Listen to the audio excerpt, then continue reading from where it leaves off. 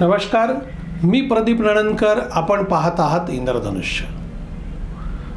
2 दिवसापूर्वी झारखंडचे मुख्यमंत्री हेमंत सोरेन यांना राजीनामा द्यावा लागला आणि त्यांच्या जागी चंपई सोरेन हे मुख्यमंत्री झालेले आहेत. आता बघा, हे हेमंत सोरेन जे आहेत ना, त्यांची चौकशी 20 तारखेपासून ईडीची चौकशी सुरू झाली होती भूखंड घोटाळा प्रकरणामध्ये. त्या प्रकरणात एकूण 14 जणांना अटक झाली, परंतु ईडीचं समाधान होत नव्हतं आणि त्यामुळे मुख्यमंत्र्यांच्या एकूण त्यांच्या घरची झडती घ्यायची यासाठीचं त्यांचं ईडीच्या अधिकाऱ्यांचं नियोजन सुरू होतं. अक्षरशः 24 तास मुख्यमंत्री गायब, मुख्यमंत्र्याचे स्वीय सहाय्यक गायब, त्यांचे फोनच नॉट रिचेबल.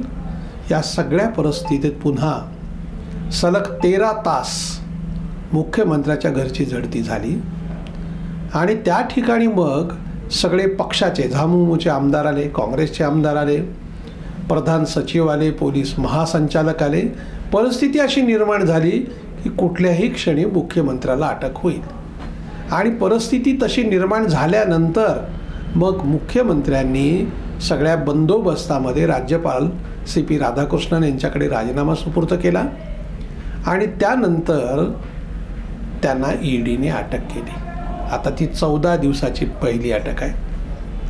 बघा, म्हणजे किती परिस्थिती निर्माण होते की एकदम थेट मुख्यमंत्र्याची चौकशी, मुख्यमंत्री गायब, नॉट रिचेबल. काय होतं आहे, काय ते राज्य आहे, काय चालू आहे? कारण जे काही आहे ते सामोरं तर जायला पाहिजे ना चौकशीला. चर्चा अशी होती की त्या ठिकाणी त्यांच्या पत्नी कदाचित मुख्यमंत्री होतील, परंतु त्यांनी चंपई सोरेन यांना आपला सक्सेसर म्हणून नियुक्त केलं आहे.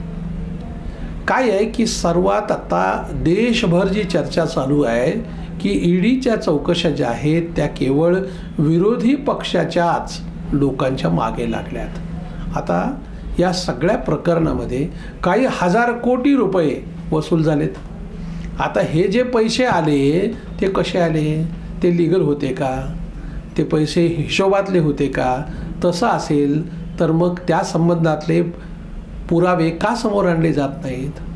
म्हणजे केवळ काय आहे की आपण एखाद्या ठिकाणी समजा सिग्नल तोडला आणि सिग्नल तोडल्यानंतर तुम्ही मलाच का पकडलात असं पोलिसांना म्हणू शकत नाही. माझ्यासोबत 4 जण गेले ना, ते गेले, 4 जण गेले, पण तुम्ही सिग्नल तोडला म्हणूनच तुम्हाला पकडलं ना, म्हणूनच तुम्हाला दंड झाला ना, त्याविषयी बोला ना. काय होतं आहे, आत्ता सध्या जे बोलणारी मंडळी आहेत ना, माझं जाऊ द्या हो, ते त्याचं काय म्हणे. अरे तुझं स्वतःचं सांग ना अगोदर, त्याचं बघू नंतर. तुझं स्वतःचं तर सांगावं लागेल. तू नियमानुसार वागतोयस का? आणि काय झालं आहे की कोण नियमानुसार वागतंय म्हणून आम्ही नियम मोडला तर काय, हा तर्क चालत नाही. कायद्यात असे तर्क नसतात. पण अतिशहाणे माणसं संजय राऊतांसारखे, संजय राऊतांचं कायम स्टेटमेंट असं असतं बघा, किंवा त्यांचं काय झालं, ह्यांचं काय झालं, आणि मग ह्या पद्धतीनं समजा तुम्ही बोललात तर त्याला अर्थ असत नाही. एखाद्या मुख्यमंत्र्याला अटक होते, त्या ठिकाणी पोलीस बंदोबस्तामध्ये त्यांना राजीनामा द्यायला जायला लागतं. हे सगळे प्रकार काही हे सोपे नाहीत नाही, उगीच नाही ना होत अटक. आता काय झालं आहे की हे सगळं जाणीवपूर्वक भाजपला पाठिंबा दिला नाही तर ह्या सगळ्या गोष्टी सुरू आहेत असे आरोप केले जातात. यात काहीच तथ्य नाही असं म्हणता येत नाही, परंतु ज्यांच्यावरती कारवाई केली जाते, ज्यांच्यावरची तपासण्या केल्या जात आहेत ते धुतल्या तांदळासारखे आहेत असं म्हणता येईल का? कारण कुठेतरी सांद सापडल्यानंतरच माणूस बोट घालतो ना. या सगळ्या प्रकारामध्ये ही जी मंडळी आहेत त्यांच्या चुका आहेत आणि त्या एकूण सिस्टीम आहे. आणि नेमकं समजा तुमचा लागला नंबर, माझाच नंबर अगोदर कसा, तिकडं अगोदर जा, इकडं अगोदर जा असं म्हणता येत नाही. आरोपी अशा पद्धतीची भाषा करू शकत नाहीत. त्यामुळे आकांडतांडव करण्याचे प्रकार सध्या सुरू आहेत. निवडणुका जवळ आल्या की अशा प्रकारची ओरड केली जाते, सत्ताधाऱ्यांच्या विरोधामध्ये बोललं जातं. हे काही आत्ताच नाही आहे, याच्यापूर्वी पण अशा घटना घडलेल्या आहेत. मात्र तेव्हा त्या आवाजाकडे कोणी लक्ष दिलं नाही. व आपल्या देशाचे सध्याचे गृहमंत्री आहेत अमित शाह, हे तुरुंगात होते ना. तुरुंगात कोणी टाकलं होतं? चिदंबरमनी टाकलं होतं, हो की नाही? मग अशा गोष्टी घडतातच ना. मग मोदींच्या मागे काही ससेमिरा कमी लागलेला नव्हता. या गोष्टी होत राहतात. फक्त ह्या सगळ्या ह्याच्यामध्ये केवळ राजकीय दृष्टिकोनातूनच पाहून चालणार नाही. या सगळ्या प्रकाराकडे आपण या सगळ्या राजकीय मंडळींना देखील साधन शुचिता नावाचा काही जो एक शब्द आहे ना, तो शब्द त्यातलं साधन शुचिता म्हणजे काय हे एकदा अभ्यास करायला पाहिजे. दुर्दैवाने राजकारणामध्ये जी मंडळी आहेत ती सरसकट ब्लॅकमेल करूनच आपलं राजकारण करतात. काळ्या पैशातच त्यांचं राजकारण चाललेलं असतं. याच्यावरती शिक्कामोर्तब असतो. आता आपल्याकडे एक फार छान म्हण आहे, सापडला तर चोर नाहीतर बादशाहून थोर. आता जे सापडलेत ते सापडले, बादशाहून थोर अनेक जण असतील.